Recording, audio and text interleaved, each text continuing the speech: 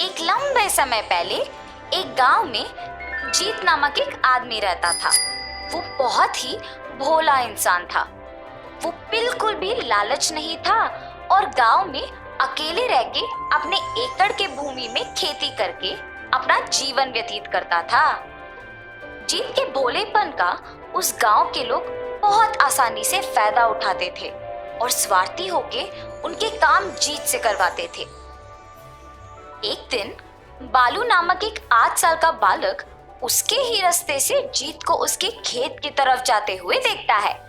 हाँ, लगता है जीत भैया खेत की ओर जा रहे हैं। अगर मैं उनके पीछे जाकर जोर से रोऊंगा कि मेरे पैर में दर्द है और चल नहीं पा रहा, तो वो मुझे उठा के ले जाएंगे और ऐसे रिक्शा के पैसे भी बच जाएंगे। हाँ, और उसकी सोच के अनुसार, भगवान मेरे पैर, मैं चल नहीं पा रहा। बालू के चीखों को सुन के जीत उसके पास जाता है। क्या हुआ बालू, क्या हुआ तुम्हारे पैर को? जीत भैया, मेरे पैर में बहुत दर्द है, बिल्कुल चल नहीं पा रहा हूँ। मुझे अपने ऊपर बिठा के केले के खेत तक लेके जाओगे? अरे रे, जरूर बालू, आओ मेरे कंधे पे बैठो। मगर तुम्हारा खेत तो दूसरी तरफ है ना? कोई बात नहीं, तुम्हें छोड़कर चला जाऊंगा। और ऐसे बालू को अपने कंधों पे बिठा के उसे केले के खेत में छोड़ देता है। फिर वापस उसके खेत तक चल के जाता है। जीत का भोलापन देख बालू सोचता है, बेचारा जीत भैया, ये अगर ऐसे ही रहेगा तो न जाने कैसे जिएगा। और बालू की तरह उस गांव में बाकी लोग भी जीत के भोलेपन का फायदा उठा के उसे घर के सामान मंगवा के, नारियल को पेड़ से कटवा के और खेत के काम करवाते थे। ऐसे तरह तरह के काम करवाते थे, मगर किसी को भी जीत की परवाह नहीं थी। उसे कम से कम ये नहीं पूछते कि वो कैसा है या उसने कुछ खाया कि नहीं। सिर्फ अपने स्वार्थ के लिए उससे बात करते थे और इस कारण जीत को उसके खेत के काम करने के लिए कोई समय नहीं बचता था। अरे रे, आज भी दिन पूरा बीत गया। कल मुझे खेत के काम करना होगा। बारिश तो कुछ ही दिनों में शुरू हो जाएगा और मैंने तो अब तक बीजों को भी नहीं बोना। कल ये सब काम मुझे खत्म कर लेना चाहिए, वरना इस साल तो फसल नहीं मिलेगा मुझे। और ऐसे फैसला करता है। मगर अगले दिन जीत के नींद से जागने से पहले ही जोर का बारिश शुरू हो जाता है और इस वजह से उसके बीजों का बोना तो होने से ही रहा। जीत इंतजार करता है कि कब बारिश रुकेगा, मगर वो नहीं रुकता है। नदी के किनारे जब वो एक पेड़ के नीचे बैठकर बारिश के रुकने का इंतजार करता है, तब उसे उस नदी में चमकते हुए कुछ नजर आता है। उसे पकड़ में लेकर साफ करके देखने पर वो और भी चमकता है। हाँ, ये तो सचमुच सोना है। नदी के प्रवाह में सोना मिलना तो आश्चर्य की बात है। ऐसे जीत अपने मन में सोचते ही रहता है कि एक देवता प्रकट होकर एक बूढ़ी औरत के अवतार में बदल के जीत के पास जाती है। बेटा, दया करके दान करो बेटा, अकेली हूँ और बहुत भूख लग रहा है।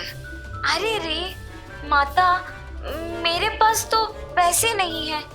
हाँ, मगर ये सोना लीजिए, इसको आप बेचो तो आपको बहुत पैसे मिलेंगे और आप खुश रह सकते हैं। जीते रहो बेटा। और वहां से चली जाती है। फिर वही देवता वापस एक छोटे बालक के रूप में बदलकर जीत के पास आती है। जीत भैया, आप ही सोने के पत्थरों के लिए इधर ही हर रोज आते हो? मुझे तो सिर्फ एक ही मिला।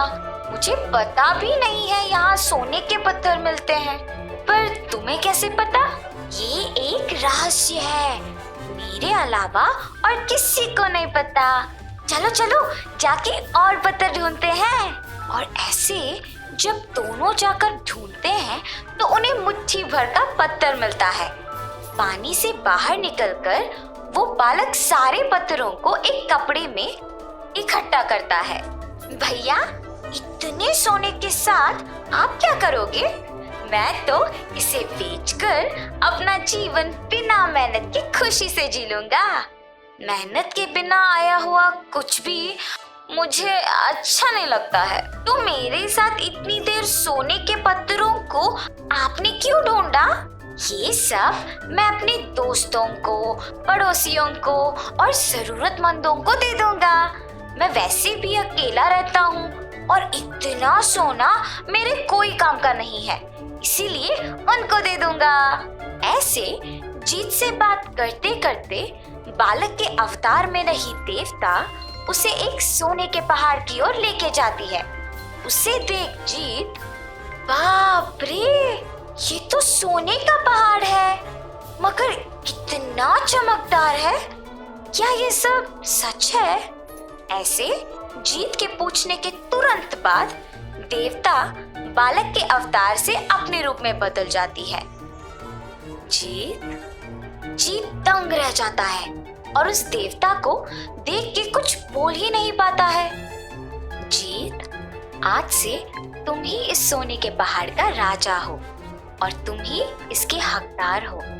जरूरतमंदों का मदद करना तुम्हारा निस्वार्थ व्यक्तित्व, करोड़ों के मूल्य का ये सोने के पहाड़ को देख के तुम्हें आश्चर्यचकित रह गए, मगर लालच से उसके अंदर जाके देखने का तुम्हें ख्याल भी नहीं आया।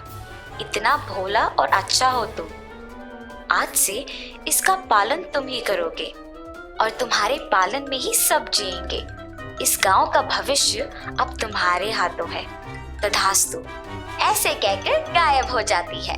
जीत तब से उस सोने के पहाड़ में रहते हुए सारे ग्रामीणों का सुख दुख का पालन करता है, सबकी मदद करते हुए उनका देखभाल करता है। पड़ोसी गांव के राजा भी उनकी बेटी प्यारियल का हाथ जीत के हाथों में देकर शादी करवाता है। जीत और उसकी पत्नी के बच्चे होते हैं। जीत के राज्य का पालन में सभी सुख संपत्ति से जीते हैं। तो इस कहानी से हमने क्या समझा? किसी के भोला होने का ये मतलब नहीं है कि वो बेवकूफ है, पर ये है कि वो दिल के अच्छे हैं। अच्छे लोग अच्छाई के हकदार होते हैं।